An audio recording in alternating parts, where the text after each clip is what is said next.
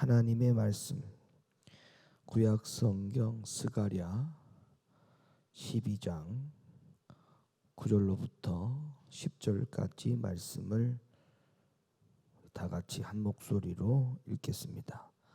시작. 예루살렘을 치러 오는 열국을 그날에 내가 멸하기를 힘쓰리라.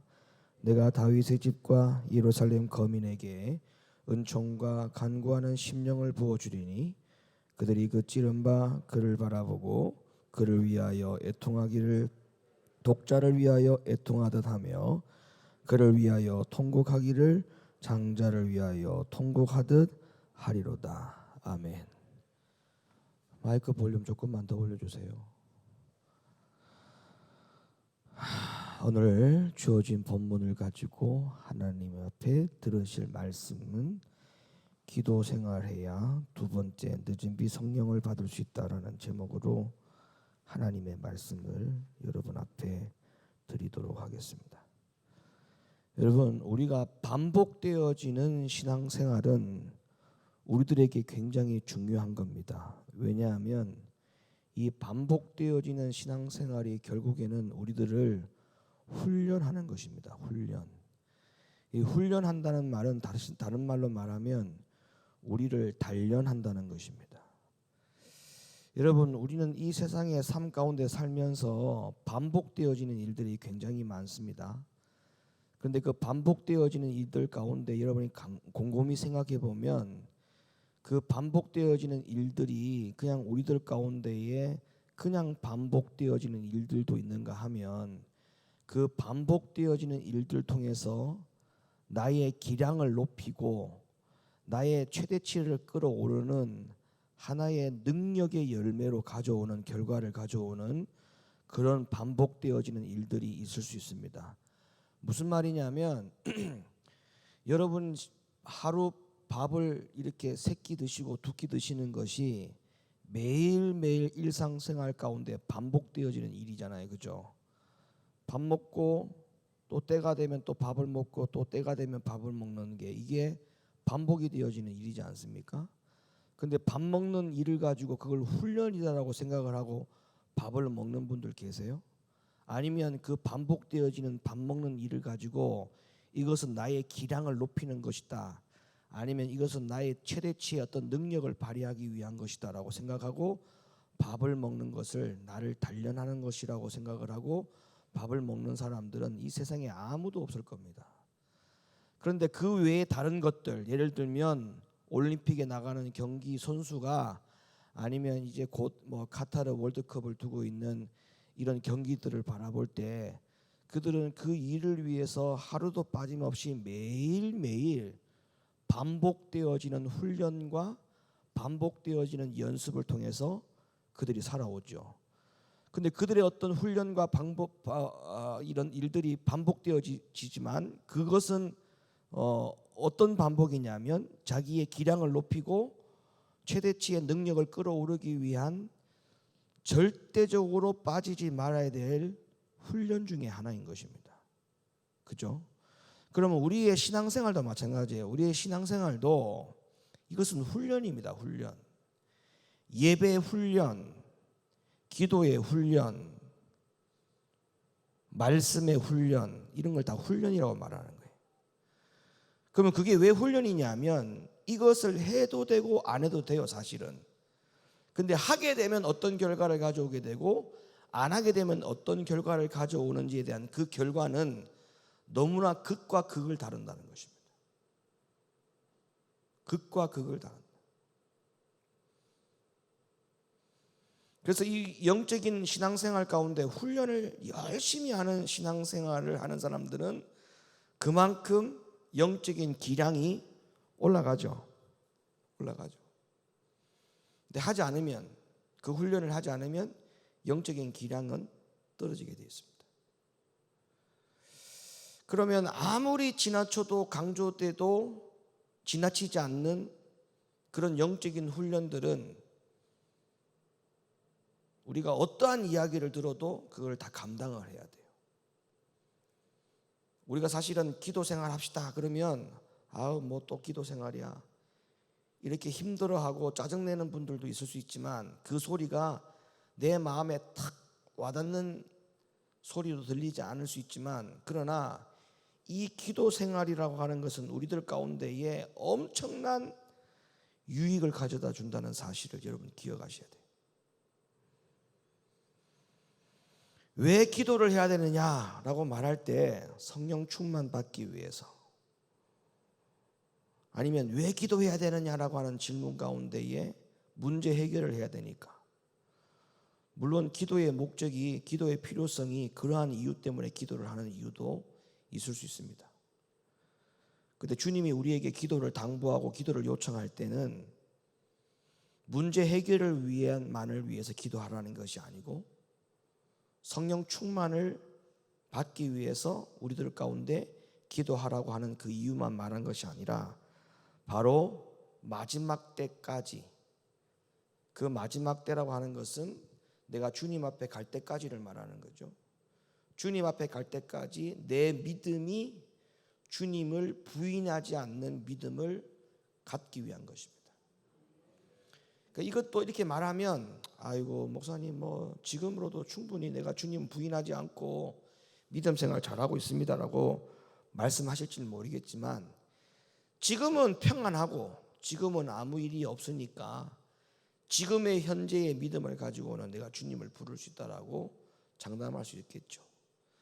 근데 성경에 주님께서 마지막 때라고 하는 그 마지막 때에 일어나는 징조들 가운데서 그 중심 안에 들어가면 결코 우리가 우리의 입술을 가지고 지금처럼 주님을 부를 수 있는 그날이 안 올 수도 있다.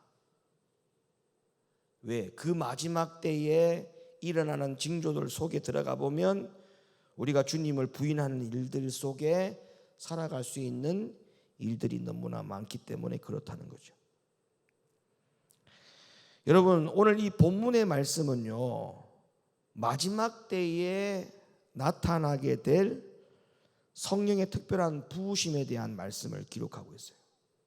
그러니까 마지막 때에 성령께서 우리들 가운데에 특별히 부어지는 그 장면을 오늘 본문인 스가랴에서 예언하고 있습니다. 그러면 우리는 이 스가랴의 말씀을 기점으로 해서 마지막 때에 부어질 성령의 시대가 어떤 시대인가를 예측을 해야 되죠. 스가랴의 말씀으로 가서 보면, 그러면 이 스가랴에 나오는 하나님의 말씀 가운데 나오는 이 마지막 때가 언제인가라고 하는 부분에 대해서는 우리가 이미 신약 성경의 말씀을 읽고 보고 들은 자의 위치에서는 이미 답을 다 알고 있습니다. 그 마지막 때라고 하는 것은 이미 예수님께서 마태복음에서나 요한계시록에서 마지막 때라고 하는 것이 어떠한 때인지를 말씀해 주셨기 때문에 우리는 거기에 대한 이미 답을 알고 있죠. 자, 그러면 다 알고 있는 말씀이니까 우리가 하나님의 말씀으로 한번 찾아보겠습니다. 마태복음 24장이 바로 예수님께서 말씀하신 마지막 때입니다. 마지막 때. 자, 마태복음 24장 3절 말씀에 이렇게 기록하고 있어요. 예수께서 감람산 위에 앉으셨을 때에 제자들이 종용이 와서 가로되 우리에게 이르소서 어느 때에 이런 일이 있겠사오며 또 주의 임하심과 세상 끝에는 무슨 징조가 있사오리까. 자, 세상 끝에는 무슨 징조가 있으리까?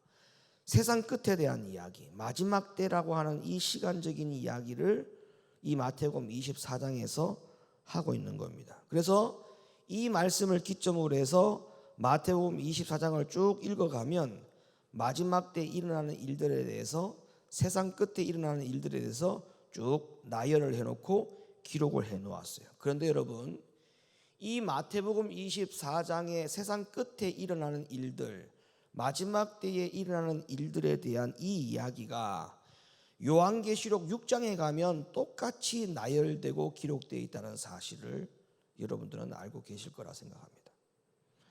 그러면 계시록에 나오는 6장의 말씀과 이 마태복음 24장은 하나의 장입니다. 하나의 장. 같은 문맥의 이야기예요. 또한 같은 마지막 때의 세상 끝에 일어나는 징조에 대한 이야기를 기록해 놓은 것이 바로 똑같은 의미를 가지고 있습니다. 그러면 계시록 6장으로 한번 가볼까요? 자, 계시록 6장 3절과 4절 말씀을 한번 보겠습니다. 둘째 인을 떼실 때에 내가 들으니 둘째 생물이 말하되 오라 하더니 이에 붉은 다른 말이 나오더라. 그 탄자가 허락을 받아 땅에서 화평을 제하여 버리며 서로 죽이게 하고 또 큰 칼을 받았더라. 자, 여기에 보니까 둘째 인을 떼시는 분이 둘째 인을 뗄 때에 붉은 다른 말이 나오는데, 이 탄자가 땅에서 화평을 제하여 버리고 서로 죽이게 하고 또 큰 칼을 받았더라라고 하는 이 둘째 인을 뗄 때에 일어나는 장면에 대해서 상황이 어떻다라고 말씀하고 있는 부분이 나오는데, 자, 붉은 말이 나와가지고 서로 죽이고 화평을 제하여 버린다라고 말씀하고 있죠. 이게 바로 뭐냐 하면 세상 끝에는 여기저기에서 많은 전쟁들이 일어난다는 거예요.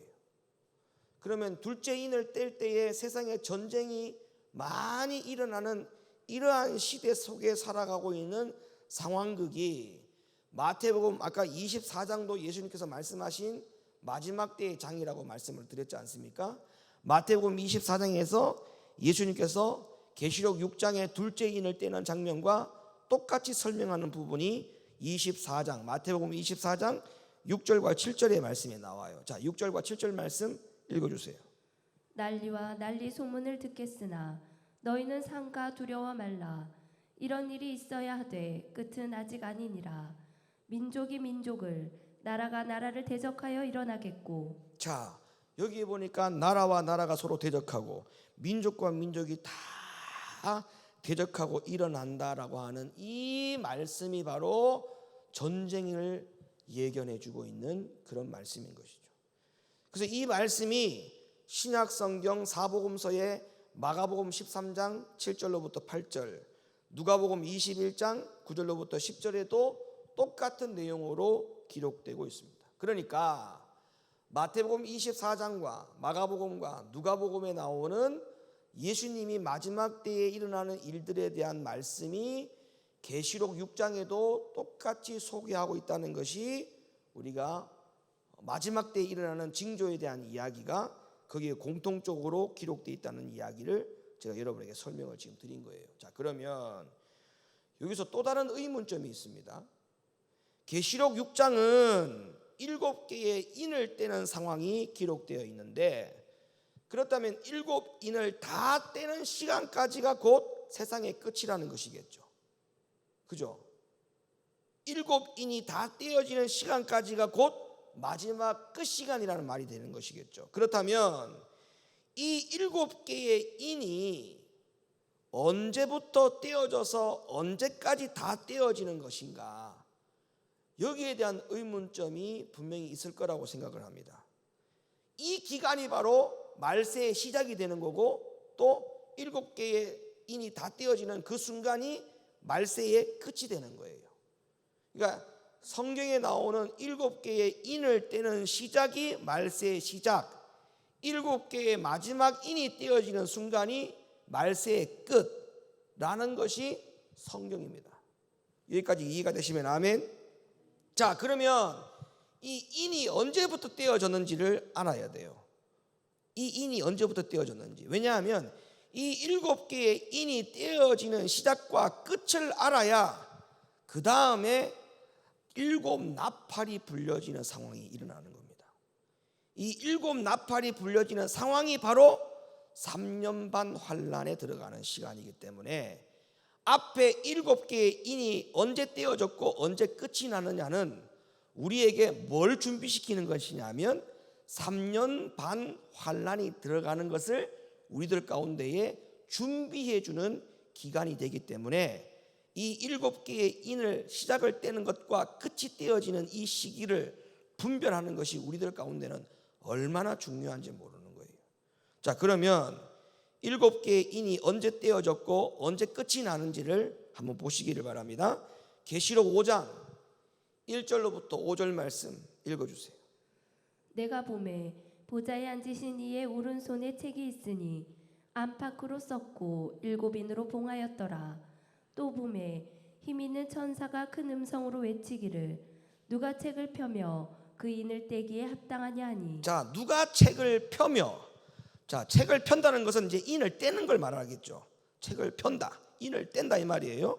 그 인을 떼기에 누가 합당하냐? 여기에 대한 질문에 답이 있어요. 그 다음 말씀 보세요.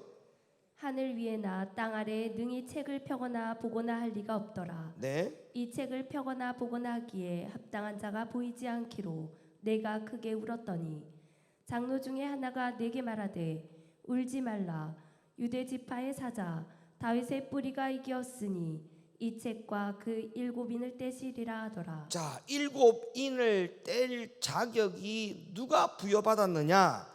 유다 지파의 사자 다윗의 뿌리가 이기었으니 이렇게 말합니다. 그러면 이분이 바로 7인을 떼서 첫째 인부터 마지막 7개의 인을 다 뗄 수 있는 자격을 갖추신 분이다. 맞아요? 맞아요? 그러면 여기에서 그분이 누구냐? 유다 지파의 사자 다윗의 뿌리, 그분이 바로 누굴까요? 예수님입니다. 예수님.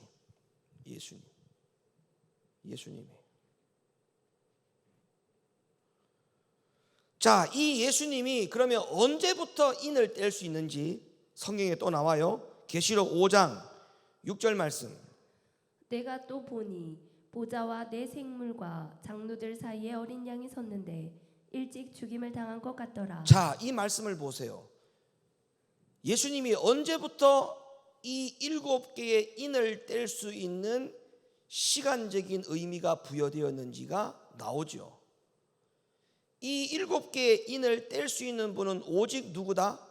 예수님인데, 이 예수님이 언제부터 이 7개의 인을 뗄 수 있는 자격을 부여받았느냐 하면 장로들 사이에 어린 양이 섰는데 일찍 죽임을 당한 것 같더라. 그러니까 뭐예요? 예수님이 십자가에 죽으시고 부활하신 이후에 하나님 보호자의 우편에 오신 그날부터 예수님은 손에 무엇을 받았다? 인을 뗄 수 있는 이 책을 받았다는 거예요. 그러면 7개의 인이, 첫째 인이 떼어지는 그 순간이 언제부터 했느냐 하면 예수님이 죽으시고 부활하시고 하나님 보좌 우편에 가신 날부터 이 인을 떼기 시작했다. 그러면 말세의 시작이 언제냐? 바로 이때부터가 말세의 시작이 된 거예요, 이미. 그러면 2000년 전부터 이미 말세는 뭐다? 시작이었다. 여러분, 이거 이해 가셔야 됩니다. 그러니까 지금부터 말세다 이렇게 말하는 거는 성경적이지 않은 거예요. 성경적으로 말세의 시작이 언제였느냐? 인을 떼는 순간부터 말세의 시작이었다는 것이죠. 그러면 그 인을 누가 언제 뗐느냐? 그 인을 뗄 자는 오직 예수 그리스도. 그런데 어떤 예수 그리스도? 죽으시고 어린 양으로 죽으시고 하나님 보좌의 우편에 오셔서 그 책을 받았다라고 했기 때문에 예수님이 죽으시고 부활하셔서 하나님 보좌 우편에 앉으신 그날부터 7인을 떼기 시작한 거니까 그때부터 말세가 시작된 거예요. 자, 7절 말씀 읽어주세요. 어린 양이 나와서 보좌에 앉으신 이의 오른손에서 책을 취하시니라. 그렇죠. 어린 양이 누구예요? 예수님이죠. 예수님이 어린 양이죠. 예수님이 어린 양으로 오신 예수님이 하나님 보좌 우편에 가셨지요. 보좌에 앉으신 이의 오른손에서 책을 취하셨다. 자, 9절.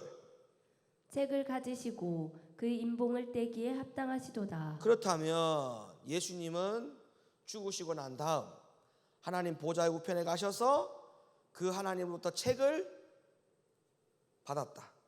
그리고 인을 떼기에 합당하셨다. 그러니까 인을 떼는 순간부터 말세의 시작이니까 말세의 시작은 2000년 전부터 이미 시작되었다, 안 되었다? 시작되었다. 그러니까 여기에 대한 복음을 여러분들은 머릿속에 항상 암기해 놔야 돼요. 말세다라고 할 때 말세가 지금부터 말세가 아니에요. 그러니까 아직까지 말세의 시간이 많이 남아있다는 생각을 하는 거예요. 아니요. 말세는 이미 2000년이라는 시간이 벌써 지났어. 2000년의 시간이 지났어. 그러면 주님의 때가 얼마 안 남았다라고 하는 것은 2000년 전부터 예수님이 죽으시고 어린 양으로 하나님 보좌에 가셔서 그 7개의 인을 뗄 수 있도록 책을 받으신 그 예수님의 시차부터 생각을 해보면, 야, 이거 주님 오실 때가 다 됐구나 라고 하는 생각을 하고 신앙생활을 하지 않겠느냐, 이 말이에요. 자, 그러면 죽음 당하신 어린 양이신 예수님이 부활하셨어요. 그리고 하나님 보좌에 가셨어요.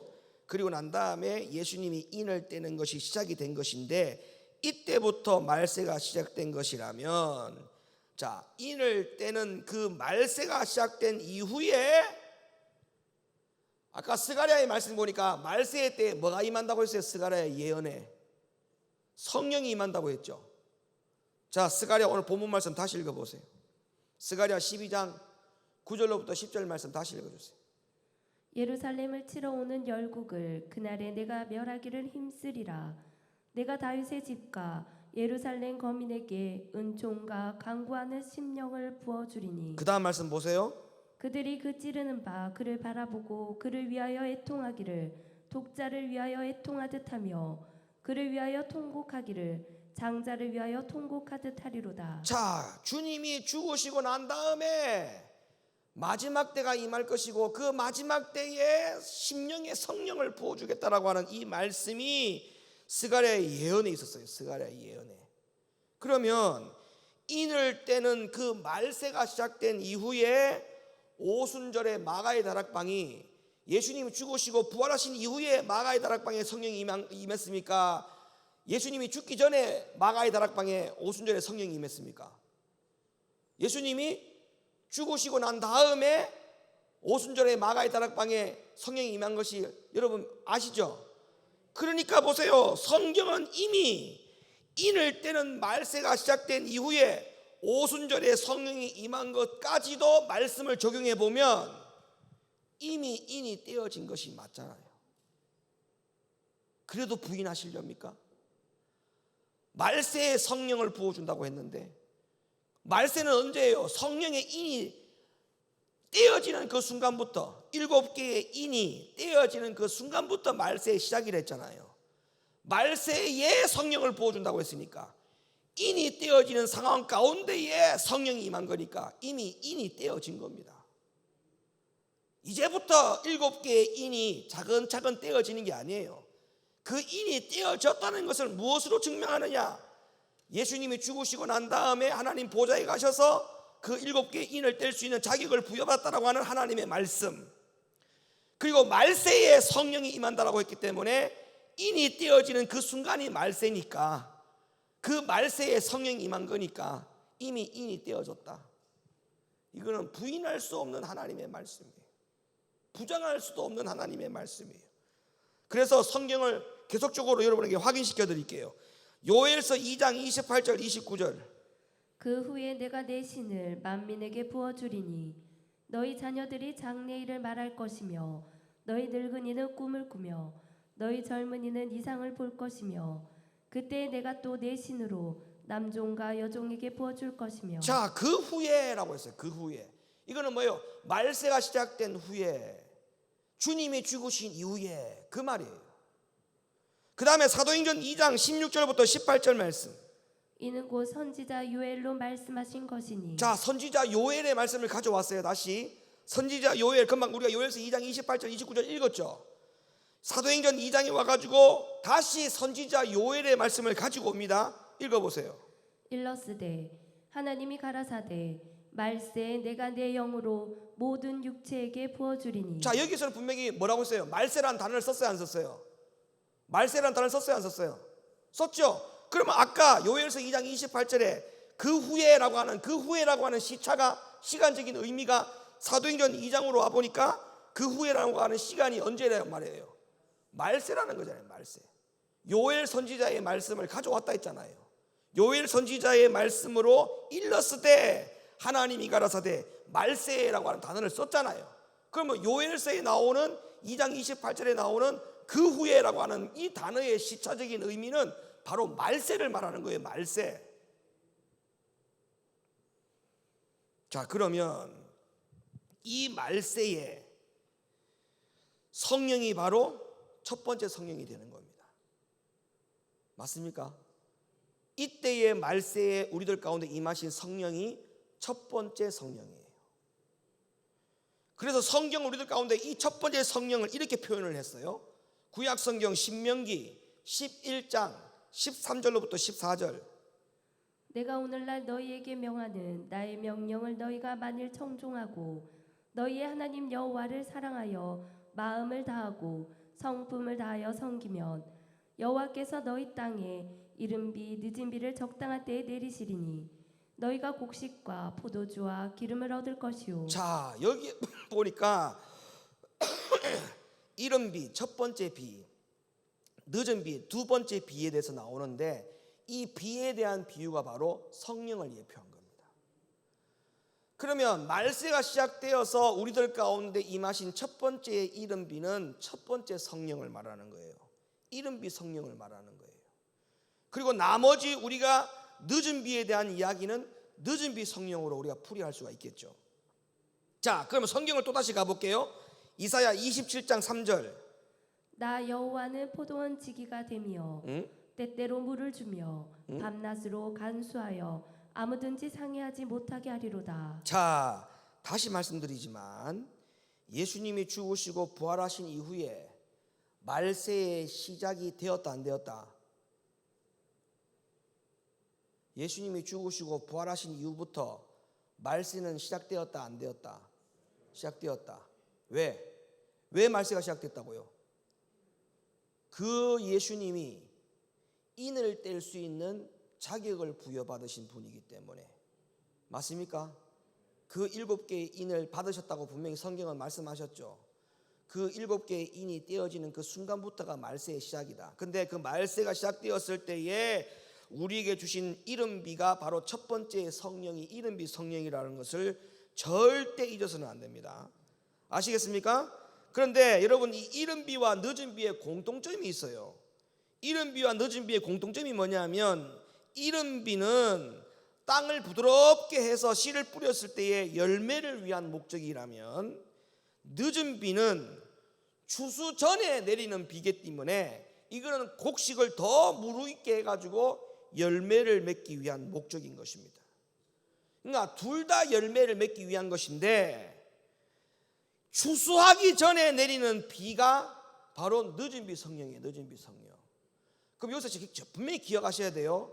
늦은 비 성령을 받을 자격도 누구냐면 이때는 추수될 만한 열매에게만 부어지는 것이 늦은 비 성령이에요. 이해가 가십니까? 이 늦은 비 성령을 못 받는다는 것은 결국 뭐냐 하면 열매로 시간이 지났는데도 열매로 성장하지 못했다는 거예요. 그러니까 여러분들, 우리가 아까 제가 서두에 말씀드렸잖아요. 기도 생활은 우리들 가운데 훈련이다. 이게 왜 훈련이냐면 우리에게 훈련은 기량을 높여주는 거라 했어요. 좋은 결과를 가져오게 한다고 했어요. 여러분, 이 기도는 우리가 당장 어떤 문제를 해결하기 위해서 응답받기 위해서 기도하는 것, 결코 그것이 우리에게 최종적인 목적이기 때문에 주님이 우리에게 기도라고 말씀한 게 아니에요. 바로 이 마지막 때까지 우리가 알곡의 추수로 남기 위해서 지금부터 부지런히 기도를 해야 되는 겁니다. 첫 번째 이른 비 성령을 받아놓고 열심히 이 첫 번째 이른 비 성령을 가지고 열심히 싸워가지고 추수의 열매로 대기하고 있는 상태가 되어야 늦은 비 성령을 받아가지고 인이 다 떼어지고 3년 반 환란이 시작되어지는 첫째 나팔이 불려지는 그 순간에 늦은 비 성령을 받아가지고 3년 반 환란을 통과할 수 있다. 3년 반 환란.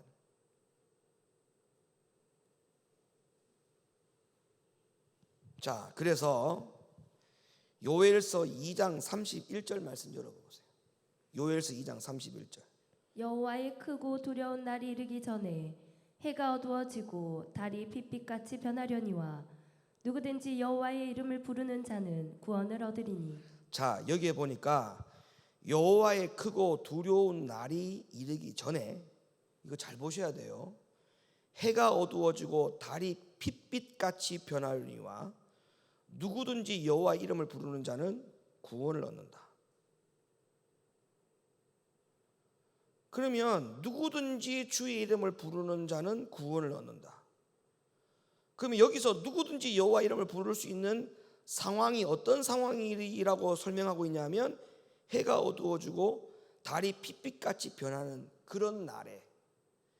그러면 이 날이 어떤 날이냐면 계시록 8장으로 한번 넘어가 볼게요. 계시록 8장.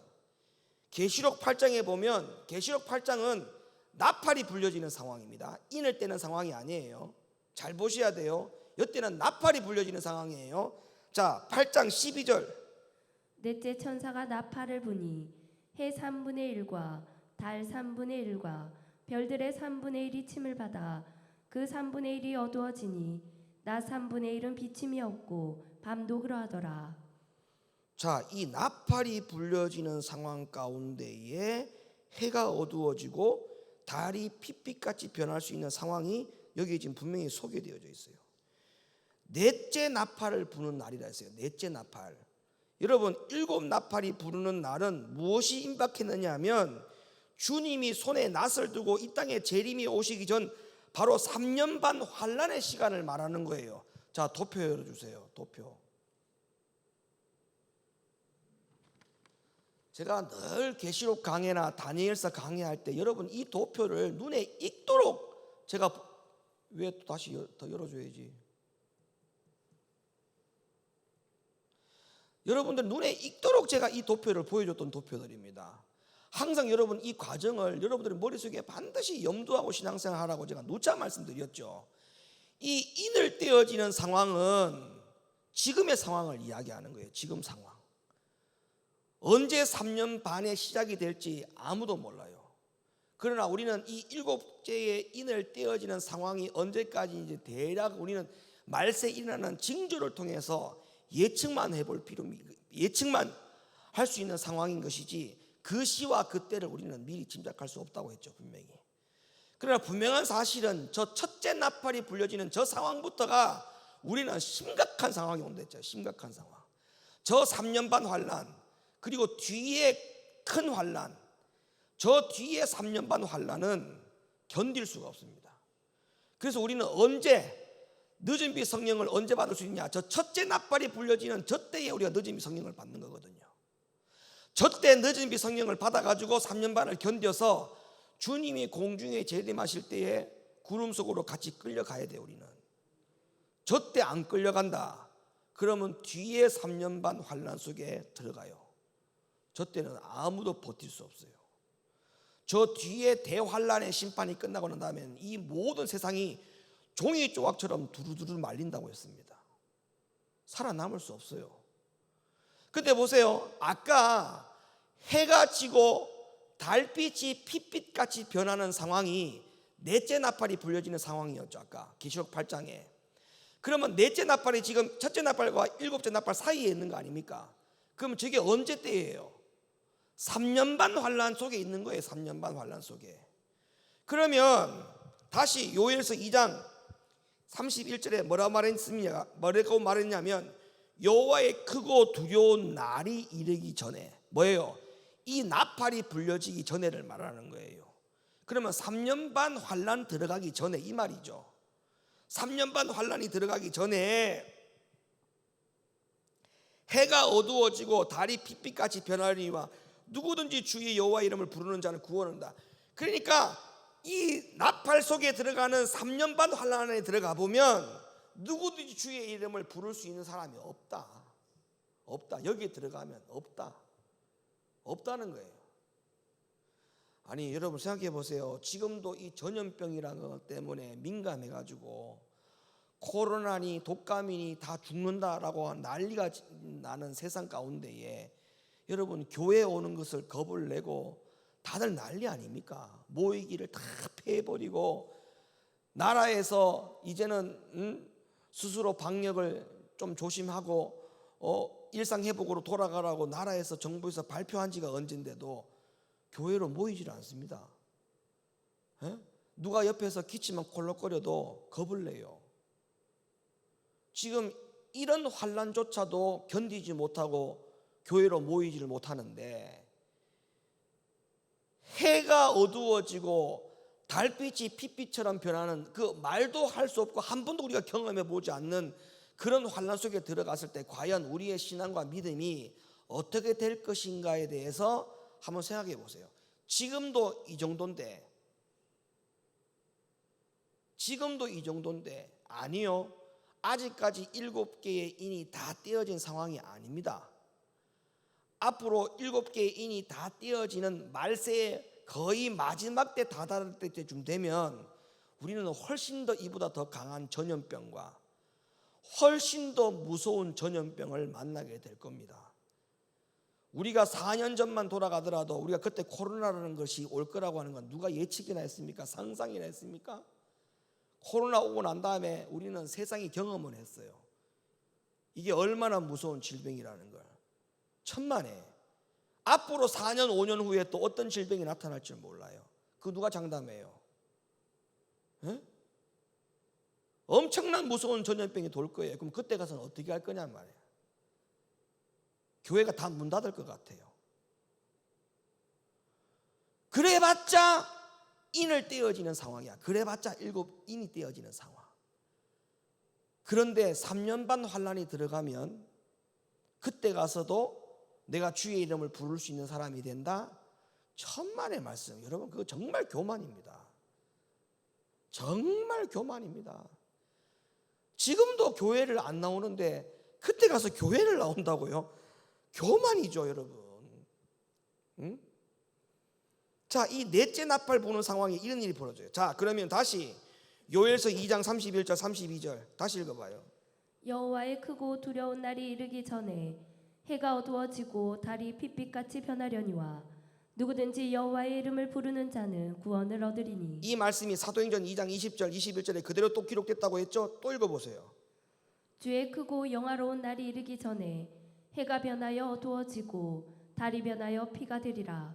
누구든지 주의 이름을 부르는 자는 구원을 얻으리라 하였느니라. 그러면 앞으로 3년 반 환란의 시간이 오게 되는 날, 이제 본격적으로 나팔이 불려지는 그 순간이 오는 날, 이때 과연 주의 이름을 부르는 자가 거의 없을 만큼 아주 적을 것이라고 하는 강력하게 말씀하고 있는 이 요엘 선지자의 경고를 우리는 절대 무시하면 안 됩니다. 이때에, 이 환란의 때에도 가서도 지금처럼 내가 주의 이름을 부르는 자가 될 수 있을까? 스스로를 한번 고민해 보십시오. 내가 지금도 교회에 나오는 게 이것밖에 안 되는데, 지금도 내가 이런 믿음의 상태에서 이것밖에 안 되는데, 과연 나팔이 불려지는 이 요엘 선지자의 상황이 마지막 때를 내가 맞이하게 된다면 그때 가서 내 믿음과 내 신앙이 과연 어떠한 증상을 보일까? 어떤 모습을 드러낼 수 있을까를 본인 스스로가 한번 점검해 보십시오. 지금도 이런데, 지금도. 자, 성경을 또 가봅니다. 야고보 5장 7절로부터 8절. 그러므로 형제들아, 주의 강림하시기까지 길이 참으라. 보라, 농부가 땅에서 나는 귀한 열매를 바라고 길이 참아 이른 비와 늦은 비를 기다리나니 너희도 길이 참고 마음을 굳게 하라. 주의 강림이 가까우니라. 자, 그러면 우리에게 숙제가 생겼어요. 주님의 재림의 강림이 가까울 때까지 우리는 두 가지를 다 받으라고 했어요. 이른 비와 늦은 비를 기다려라. 이른 비는 다 받았어요. 우리가 지금 기다려야 될 게 뭔지 압니까? 늦은 비예요. 그러면 이른 비 받아놓고 가만히 있으면 늦은 비가 자동적으로 오느냐? 천만의 말씀. 성경은 우리들 가운데 그렇게 말씀한 적이 없어요. 자, 보세요. 그림을 다시 띄워놓으세요. 그림을 다시 띄워놓고, 자, 계시록 8장 1절로부터 5절 말씀 읽어주세요. 일곱째 인을 떼실 때에 하늘이 반시 동안쯤 고요하더니 내가 보매 하나님 앞에 시위한 7 천사가 있어 7 나팔을 받았더라. 네. 또 다른 천사가 와서 제단 곁에 서서 금 향료를 가지고 많은 향을 받았으니 이는 모든 성도의 기도들과 합하여 보좌 앞 금단에 드리고자 함이라. 네. 향연이 성도의 기도와 함께 천사의 손으로부터 하나님 앞으로 올라가는지라. 네. 천사가 향로를 가지고 단 위에 불을 담아다가 땅에 쏟음에 뇌성과 음성과 번개와 지진이 나더라. 자, 7개의 인을 딱 뗄 때에 분명히 천사가 일곱 나팔을 딱 받아요. 일곱 나팔을 딱 받고 난 다음에 다른 천사가 와서 제단 곁에 서서 금 향로를 가지고 많은 향을 받았는데, 그 금 향로가 뭔가를 봤더니 이 금 향로가 성도들의 기도더라. 성도들의 기도더라. 그러니까 나팔을 천사들이 다 받았어요. 일곱 나팔을 이제 불려고. 일곱 나팔을 분다는 말은 곧 무슨 시대가 들어간다는 거예요? 3년 반 환란의 시대가 들어간다는 거예요. 그때에 나팔을 불기 전에 다른 천사가, 일곱 나팔 외에 다른 어떤 한 천사가 금 향로를 가져온다는 거야. 근데 그 금 향로가 뭐냐면 성도들의 기도라 이랬어요. 그러면 여러분들 잘 기억하셔야 돼요. 이 3년 반 환란이 딱 들어갈 때, 요때에 기도를 여러분들이 담아 놓은 그 기도의 대접을 여러분들에게 와서 붓는 날이 옵니다. 이때가 바로 늦은 비를 받는 날이에요. 늦은 비 받는 날. 아시겠습니까? 그럼 우리가 지금 왜 기도해야 되는 줄 아세요? 이 날 때문에 기도하는 거예요. 이 날 때문에 목적을 가지고 기도하는 거예요. 그러면 지금 기도를 안 한다, 그러면 기도를 안 한다 이게 문제가 아니고, 저 때에 부어질 기도의 향이 없다는 겁니다. 그게 문제라는 거예요. 그게. 그러면 그때 가가지고 어떤 문제가 생기느냐, 바로 열처녀의 비유가 저기에 나오는 거예요. 열처녀의 비유가. 저때 가서 여러분들 중에 혹여나 5 처녀가 저기에 들어가 있을까 봐 저는 그게 겁이 나는 거예요. 신랑이 오실 때가 아직 멀었다, 주인이 더디 온다 라는 생각 때문에 기름 준비를 못 해놓다가 저때 가가지고 늦은 비 성령을 받으려고 남한테 가가지고 기름 꾸러 갔다가 신랑은 이미 와버리는 거예요. 그 열처녀의 비유가 바로 저기에 나오는 이야기입니다. 저기에 나오는 이야기. 그때 가서 기름을 꿀 수도 없어요. 이미 늦어요. 이미 늦다고요. 그러면 어떻게 해야 되시느냐, 늦은 비 성령을 못 받은 채 그냥 여러분들이 이름이 받은 성령만 가지고 저 3년 반 버텨야 돼요.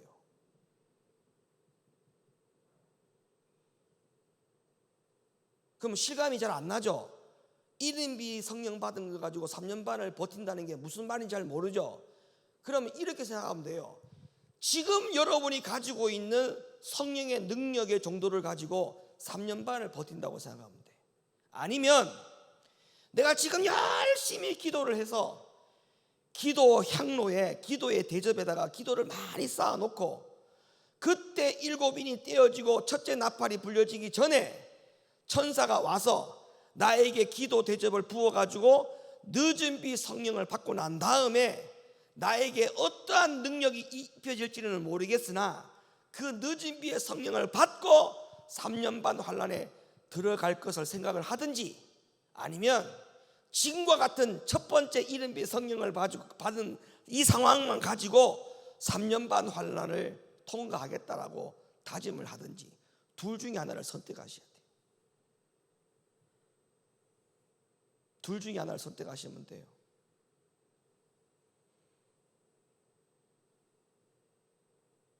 그런데 이른비 성령 가지고 저 3년 반을 환란을 통과할 가능성이 있다?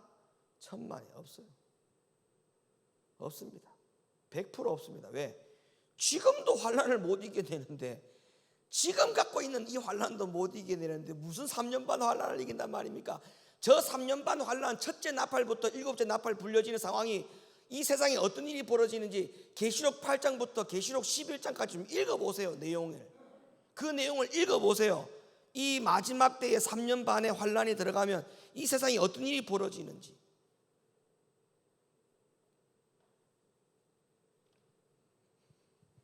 그래서 저 나팔이 불려지는, 첫째 나팔부터 7째 나팔이 불려지는 저 3년 반 환란을 통과하게 될 때에 늦은 비 성령 받은 사람은 이렇게 된다라고 성경은 말하고 있어요. 바울이 여기에 대해서 이미 말씀을 했어요. 바울이 3년 반 환란에 들어갈 때 늦은 비 성령을 받게 되는 사람은 이런 사람이 된다라고 바울이 이야기했어요. 고린도서 3장 10절로부터 15절 말씀 읽어주세요. 내게 주신 하나님의 은혜를 따라 내가 지혜로운 건축자와 같이 터를 닦아두매 다른 이가 그 위에 세우나 그러나 각각 어떻게 그 위에 세우기를 조심할지니라. 이 닦아둔 것 외에 능히 다른 터를 닦아둘 자가 없으니 이 터는 곧 예수 그리스도라. 만일 누구든지 금이나 은이나 보석이나 나무나 풀이나 짚으로 이 터 위에 세우면 각각 공력이 나타날 터인데 그날이 공력을 밝히리니 이는 불로 나타내고 그 불이 각 사람의 공력이 어떠한 것을 시험할 것임이니라.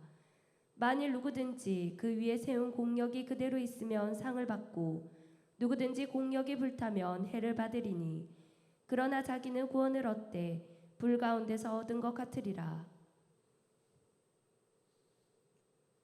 그러니까 3년 반 환란 속에 늦은 비 성령을 받지 않으면 구원 못 받아요.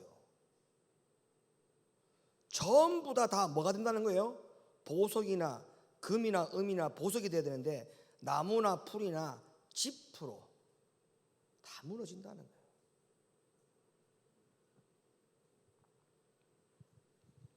마태복음에서 예수님께서 이렇게 마지막에 말씀하셨어요. 24장 4절로부터 13절 말씀. 예수께서 대답하여 가라사대 너희가 사람의 미혹을 받지 않도록 주의하라. 많은 사람이 내 이름으로 와서 이르되 나는 그리스도라 하여 많은 사람을 미혹해 하리라.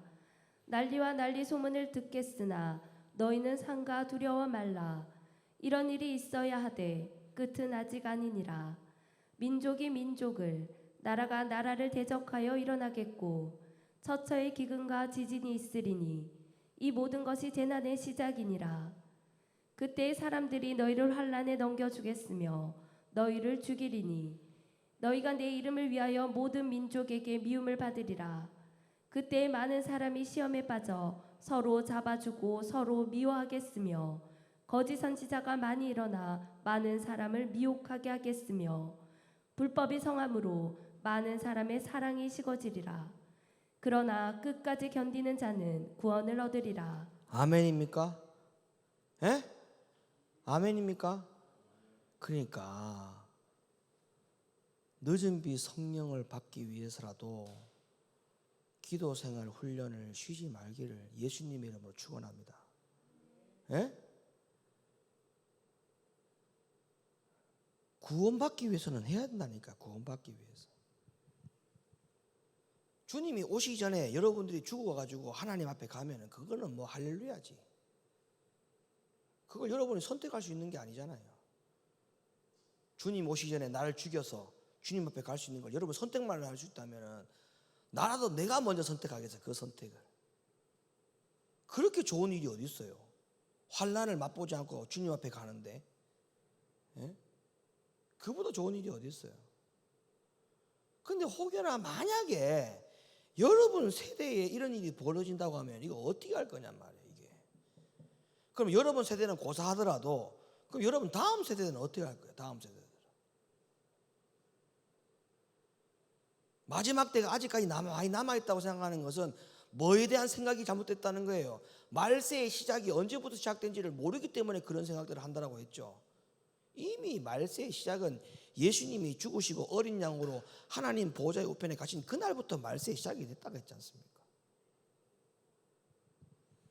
자, 그러면 우리는 지금부터 이 성령의 강한 부으심을 통해 가지고 마지막 때에 주님 오시는 그날까지 우리가 어디서 끝까지 견디는 자가 되어야 되는지를 성경은 이렇게 말씀하고 있습니다.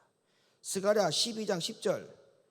내가 다윗의 집과 예루살렘 거민에게 은총과 간구하는 심령을 부어주리니. 자, 여기서 다윗의 집이 어디예요? 바로 교회를 말하는 거예요. 여러분, 마지막 때까지 우리가 어디서 길이 참고 주님 오시는 강림하시는 그날까지 우리가 어디서 잘 견뎌내야 되느냐 하면 세상이 아니에요.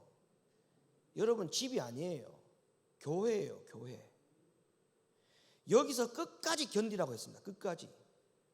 주님 강림하시는 그날까지 여기에서 끝까지 견디라고 하는 것이 주님의 명령입니다. 이것을 마지막 때에 말씀하신 마태복음 24장에서도 예수님이 이렇게 말씀하셨어요. 자, 24장 13절. 그러나 끝까지 견디는 자는 구원을 얻으리라. 어디서? 16절. 그때 유대에 있는 자들은 산으로 도망할지어다. 자, 산으로 도망갈지어라. 이 산이 바로 어디예요? 교회를 말하는 거예요. 교회를.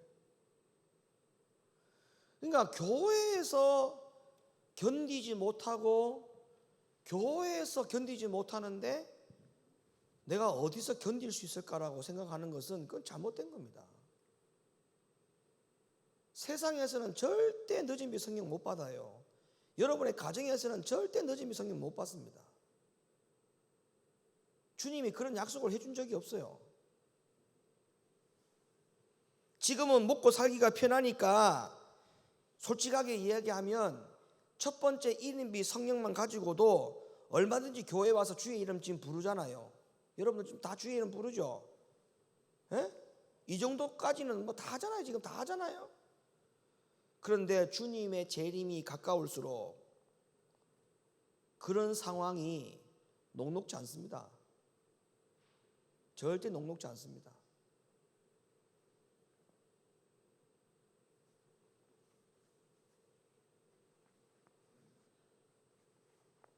주님의 재림이 가까울수록 더 힘들어집니다. 모든 것이 힘들어집니다. 그럼 모든 것이 힘들어진다는 것은 힘들다라고만 생각하지 말고 우리는 영적인 사람이니까 무슨 시간이 다가온다? 주님의 재림의 시간이 다가오고 있다. 또 7개의 인이 떼어지는 시간이 거의 다 되어가고 있다. 이 영적인 시선을 놓치면 안 돼요. 이 영적인 생각을 잊어버리고 살면 안 된다고요. 그냥 뭐 부동산 경기가 어렵다, 경제가 엉망됐다, 어렵다, 힘들다, 그것만 생각하면 안 돼요. 그것과 무엇을 연결시켜야 되느냐? 주님 오실 때가 다 됐다. 주의 이름을 부를 수 있는 그런 시대가 이제 거의 다 됐다. 이렇게 생각합니다.